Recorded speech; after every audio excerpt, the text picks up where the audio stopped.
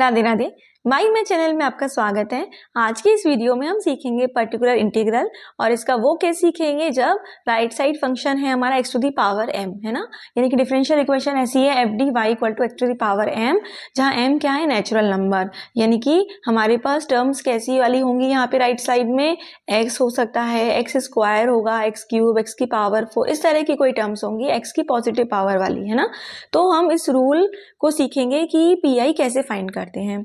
Okay, तो उसको start करने से पहले यदि आप चैनल पर नए हैं तो चैनल को सब्सक्राइब कर लीजिए, बेल आइकन प्रेस कर लीजिए, जिससे आपको आने वाली वीडियोस की नोटिफिकेशन मिल जाए। इस पीआई पर मैं और भी वीडियोस बनाऊंगी। 2 केसेस के लिए मैंने वीडियोस बनाया है, पीआई के और सीएफ के भी बनाया है। यदि आपको नहीं आता और आपको सीखना है तो प्लेलिस्ट को विजिट कर लीजिएगा और लिंक मैं प्रोवाइड कर दूंगी आपको डिस्क्रिप्शन में। ओके, तो चलिए अभी स्टार्ट करते हैं। तो देखिए, जब हम पी फाइंड करेंगे ना, तो फर्स्ट स्टेप जैसे मैंने आपको पहले भी बताया था कि 1 ये जो डी वाला फंक्शन है वो लिख देते हैं, राइट साइड जो एक्स का फंक्शन है वो लिख देते हैं। ठीक है, फिर क्या करेंगे, फिर कुछ स्टेप्स है उनको फॉलो करना होगा। इसको मैं आपको एग्जाम्पल के साथ साथ समझाऊंगी तो आपको अच्छे से आएगा। ठीक है, तो अभी मैं इसको यहाँ नहीं एक्सप्लेन करें, विद एग्जाम्पल हम इसको देखेंगे। लेकिन इससे पहले देखिए, यहाँ नोट करके मैंने कुछ लिखा है, इसमें 2 एक्सपेंशंस लिखे हुए हैं, इसको ध्यान से समझ लीजिए क्योंकि इसको हम यूज करेंगे।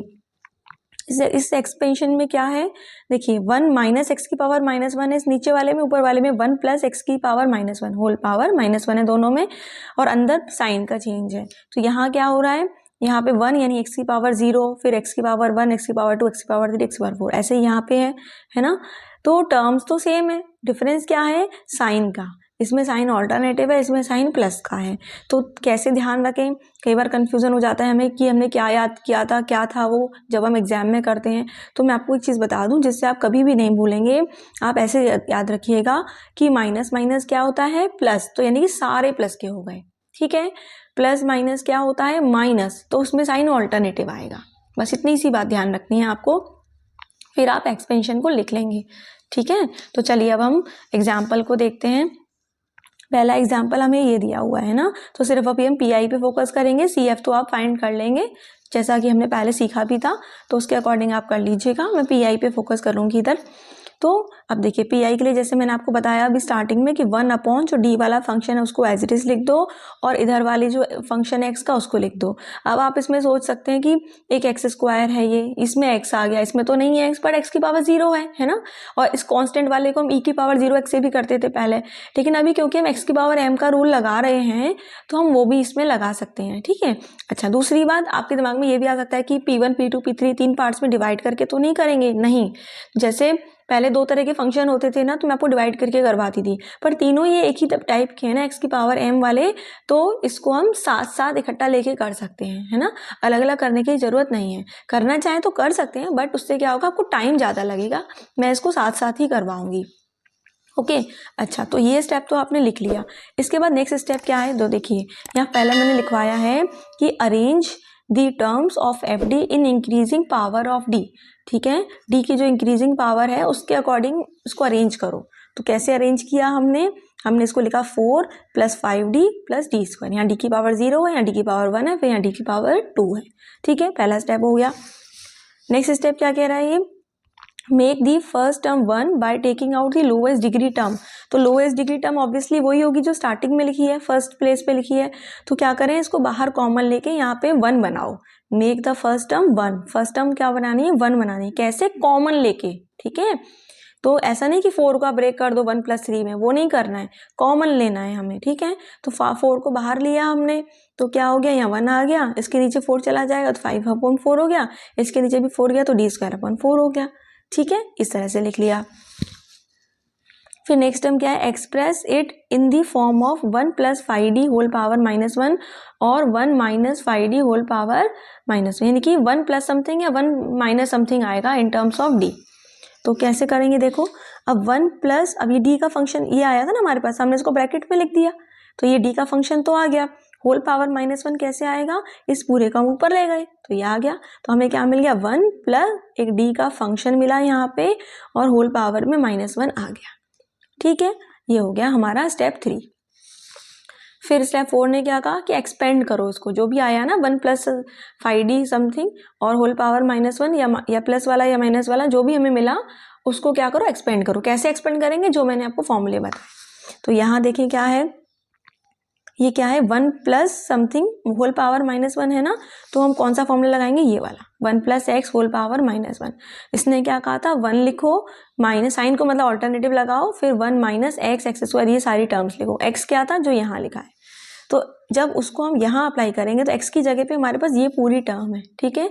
तो फॉर्मूला जब अप्लाई करेंगे तो क्या हो जाएगा, ये 1, अब देखो प्लस माइनस क्या होता है, माइनस, तो इसीलिए 1, फिर क्या आएगा माइनस, ये पूरी टर्म लिख दी, फिर प्लस इसका whole square and so on, ठीक है। और जो ये फंक्शन लिखा है इसको हमने एज इट इज लिख दिया।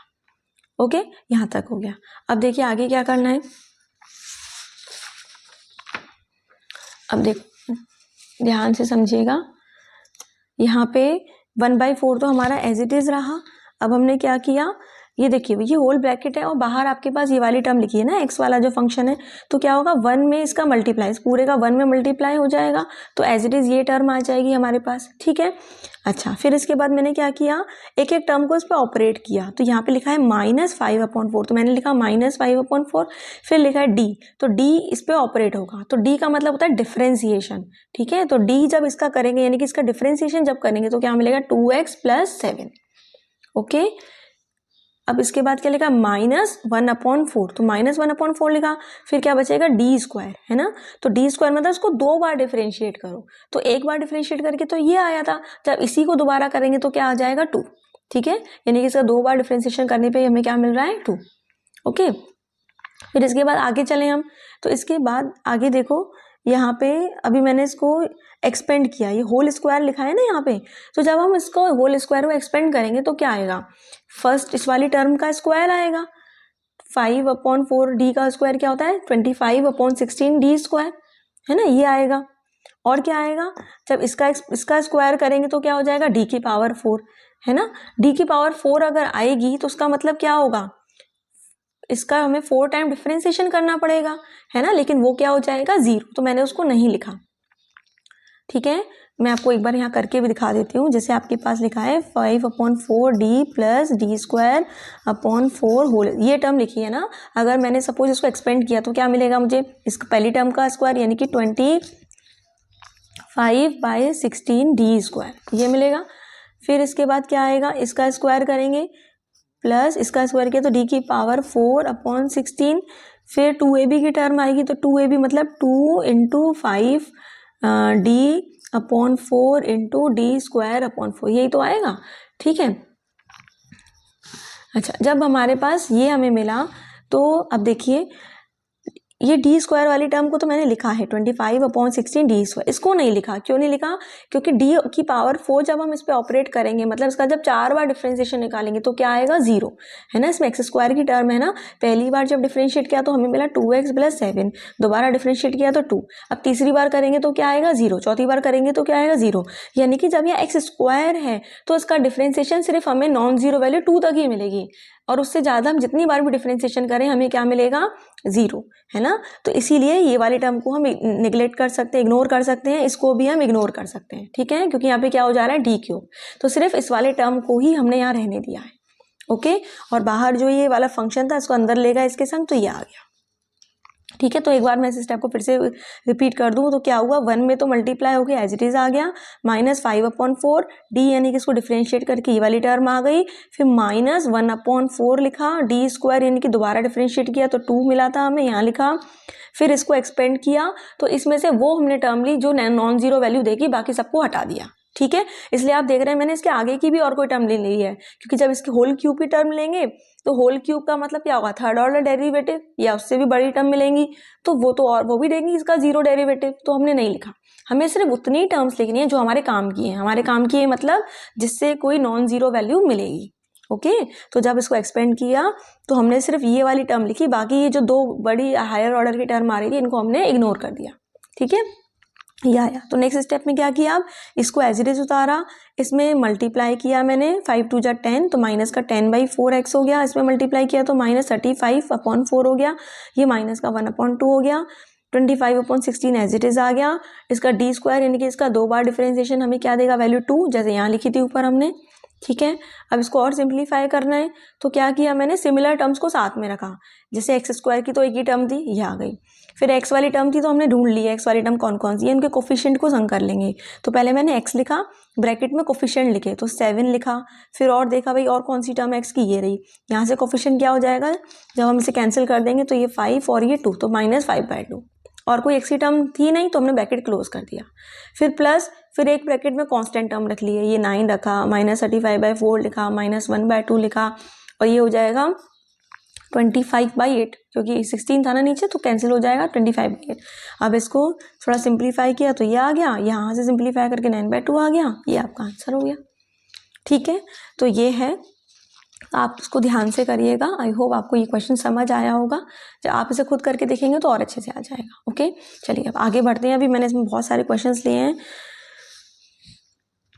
चलिए नेक्स्ट क्वेश्चन। तो नेक्स्ट क्वेश्चन में आपको उसी तरीके का, ये यहाँ 1 + x² है, तो मैंने वही स्टेप्स फॉलो किए। पहले इसको लिखा, इंक्रीजिंग ऑर्डर में अरेंज किया, फिर क्या करते थे, यहाँ 1 बनाते थे तो -60 को बाहर ले गए तो यहाँ 1 आ गया, है ना। और यहाँ 1 आ गया तो क्या हुआ, -60 का जब इसके नीचे ले जाएंगे तो क्या हो जाएगा, माइनस माइनस प्लस हो जाएगा, 60 नीचे आ गया। इसके नीचे ले जाएंगे तो माइनस प्लस माइनस हो जाएगा और 60 नीचे आ गया। तो कैंसिल किया तो ये एक कैंसिल हो गया, नीचे वाला डी कैंसिल हो गया तो ऊपर 2 बचेगा, है ना। इसमें भी एक डी कैंसिल हो गया, तो यानी कि कुछ ऐसा आ गया, ये वाली टर्म आ गई बाहर, इधर आ गया 1 प्लस ये d/6 माइनस d²/6। ठीक है, इन दोनों को एक ब्रैकेट में किया हुआ है और हम इसको ऊपर भी ले गए तो होल पावर -1। तो ये आपको ध्यान से करना है, प्लस माइनस का खास तौर के ध्यान रखिएगा। ओके, जब भी करें एक बार उसको, जो ब्रैकेट जहाँ भी आप लगाएं, एक बार ब्रैकेट ओपन करके देख लेना कि ब्रैकेट ओपन करने के बाद जो यहाँ था ओरिजिनली वही आ रहा है या नहीं आ रहा।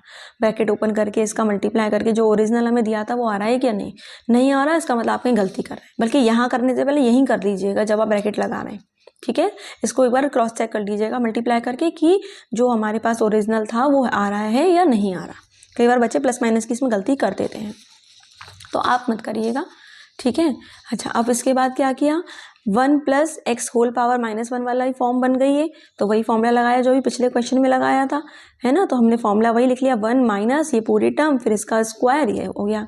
फिर जैसे पहले किया 1 का ऐसे मल्टीप्लाई किया तो ये आ गया, -1/6 आ गया। डी यानी कि इसको 2 बार डिफ्रेंशिएट किया तो 2x आया, 2 बार नहीं सॉरी 1 बार, डी लिखा है ना, तो इसको 1 बार डिफ्रेंशिएट किया तो 2x आया। फिर माइनस माइनस प्लस 1/6 और d² है तो अब 2 बार करेंगे तो 2x का आया था फर्स्ट टाइम, तो 2x का जब दोबारा किया तो क्या आ गया, 2 आ गया। ठीक है, इसमें अगेन जब इसको ओपन करेंगे तो इसका जब होल स्क्वायर ओपन करेंगे तो ये हमें क्या देगी, फर्स्ट टर्म d²/36, ये हमें क्या देगी, d की पावर 4, पर इसका 4th ऑर्डर डेरिवेटिव तो 0 है तो लिखने की जरूरत नहीं है। फिर 2ab की टर्म जो होगी वो क्या देगी, d³ देगी, 3rd ऑर्डर डेरिवेटिव भी इसका 0 होगा तो लिखने की जरूरत नहीं है। ठीक है, तो x की पावर से डिसाइड हो जाता है कि हमें कितने ऑर्डर के डेरिवेटिव चाहिए। तो हमें सिर्फ फर्स्ट टर्म हमारे काम की d²/36। ठीक है, तो d²/36 और इधर है हमारे पास 1 + x²। तो जब हमने d² को इस पर ऑपरेट किया यानी कि 2 बार डिफ्रेंशिएट किया तो क्या मिला, ऊपर 2 और नीचे 36, ये तो इसलिए ये वाली टर्म आ गई। ठीक है, यहाँ डायरेक्ट लिख दिया था मैंने, फिर आपको समझा दिया, जब आप सीख जाएंगे ना तो आप भी डायरेक्टली लिखेंगे। ओके, फिर इसके बाद सिंप्लीफाई करना था, तो जैसे मैंने बताया कि सिमिलर टर्म्स को कलेक्ट कर लो, तो x² वाली टर्म ये लिख ली, x वाली बस इसमें ये एक ही थी, 2 से 6 कैंसिल हो जाएगा तो 3 हो गया, तो -x/3 आ गया। कांस्टेंट टर्म्स जो हैं उनको भी आप एक साथ रख के और सिंप्लीफाई करेंगे तो आपको मिलेगा 25/18। ओके, ये आ गया यहाँ तक। अब लेकिन अभी d खत्म नहीं हुआ है, अभी बाहर यहाँ पे 6d और लिखा हुआ है ना। तो जब नीचे d होता है तो उसका मतलब क्या होता है, इंटीग्रेशन। ठीक है, ये हमने पहले भी देखा था, जब हमने फर्स्ट या सेकंड रूल जो मैंने आपको बताया था ना पीआई का, उसमें बताया था।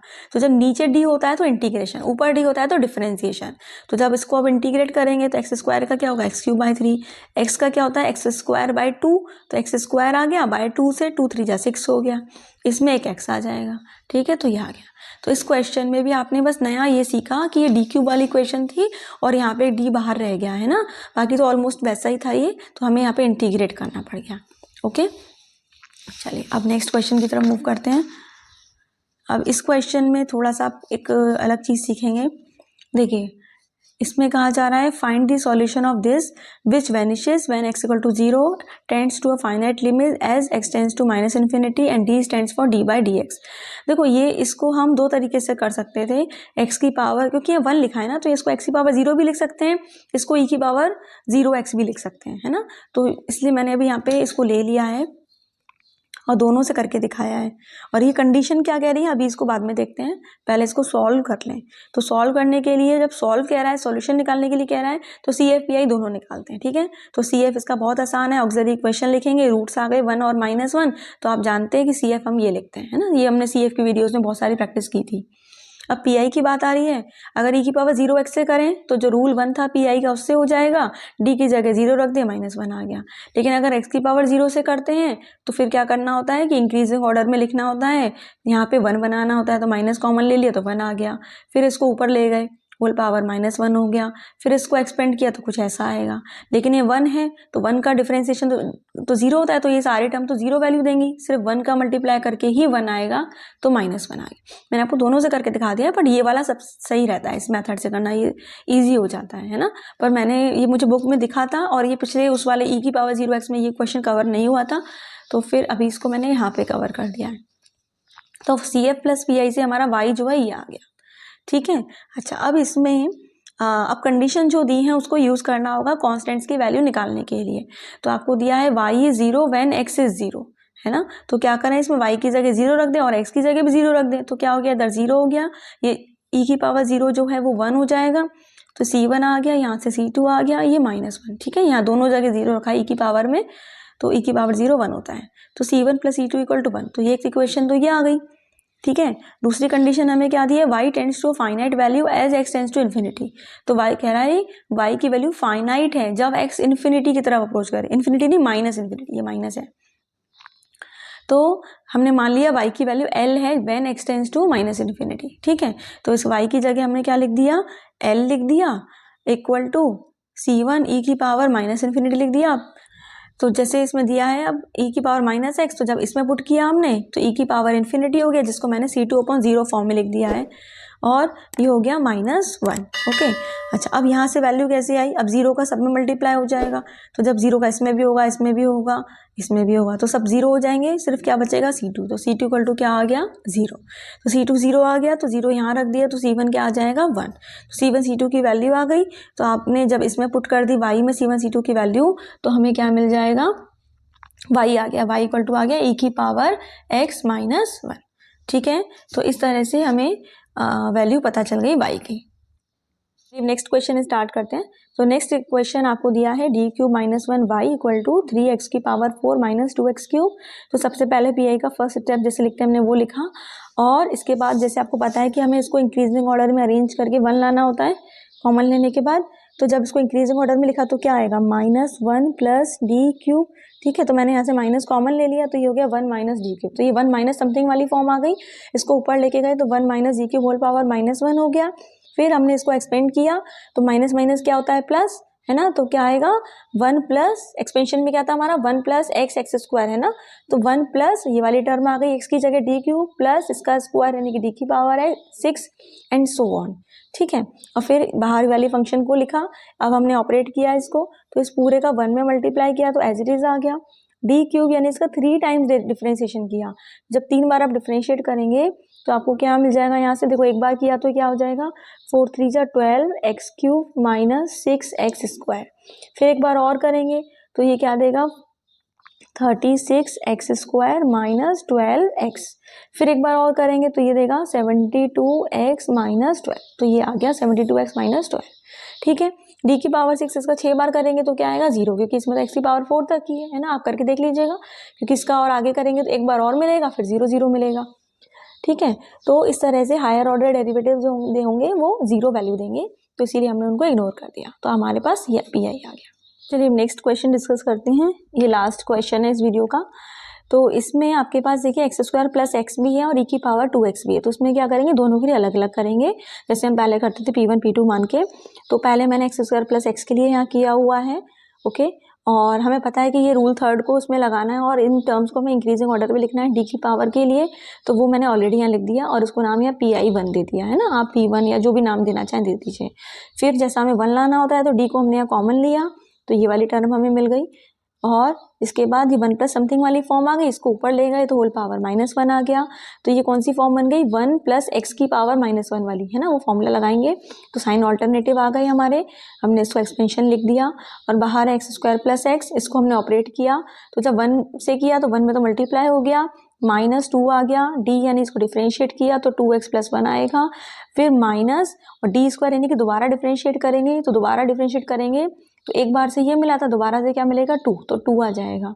ठीक है, इसमें जैसे पहले किया था हमने कि होल स्क्वायर जब करेंगे यहाँ पे तो एक तो मिलेगा यहाँ से 4d², दूसरा क्या मिलेगा इसका होल स्क्वायर d की पावर 4, तो d की पावर 4 हम नहीं ले रहे क्योंकि 4 तो और डेरिवेटिव 0 हो जाएगा, फिर 2ab की टर्म से d³ आएगा तो वो भी हमें नहीं चाहिए है ना।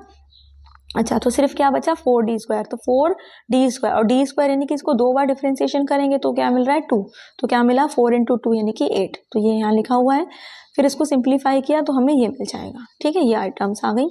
इसके बाद यहाँ बाहर 1/d था, तो 1/d मतलब हमें इसको इंटीग्रेट करना है, तो इंटीग्रेट करके ये आंसर मिल गया। ओके, फिर सेकेंड पार्ट इसका e की पावर 2x के लिए हमने निकाला PI, तो जैसा कि रूल 1 में हमने सीखा था कि d जो है वो रिप्लेस होता था a से, a मतलब कोफिशिएंट ऑफ x है ना, यहाँ पे e की पावर में, तो a कितना दिया है 2, तो हम d की जगह क्या पुट करेंगे 2, तो d की जगह 2 पुट किया, बस चेक करना होता है कि पुट करने पे 0 तो नहीं हो रहा, तो यहाँ तो 0 नहीं होगा, तो पुट कर दिया तो नीचे 18 आ गया, तो 1/18 e to the power 2x हो गया। ठीक है, इन दोनों का जो सम होगा वो हमारे लिए क्या हो जाएगा PI। ओके, तो इस तरह से PI फाइंड कर लिया इसमें। ठीक है, तो आई होप आपको ये क्वेश्चन समझ आए होंगे, एक बार आप खुद करके देख लीजिएगा। और अब आपके सामने होमवर्क की शीट्स हैं, 4 क्वेश्चंस हैं, आप इसका स्क्रीनशॉट ले लीजिए, इसको सॉल्व करिएगा, कमेंट करके बताइएगा कि आपको वीडियो कैसा लगा और आप इसको सॉल्व कर पाए कि नहीं इन क्वेश्चंस को। ओके, और अपने दोस्तों के साथ भी इन वीडियोस को शेयर करिएगा जिससे उनकी भी हेल्प हो सके, वो भी अपना एग्जाम में अच्छा परफॉर्म कर सकें। Take care, Radhe Radhe.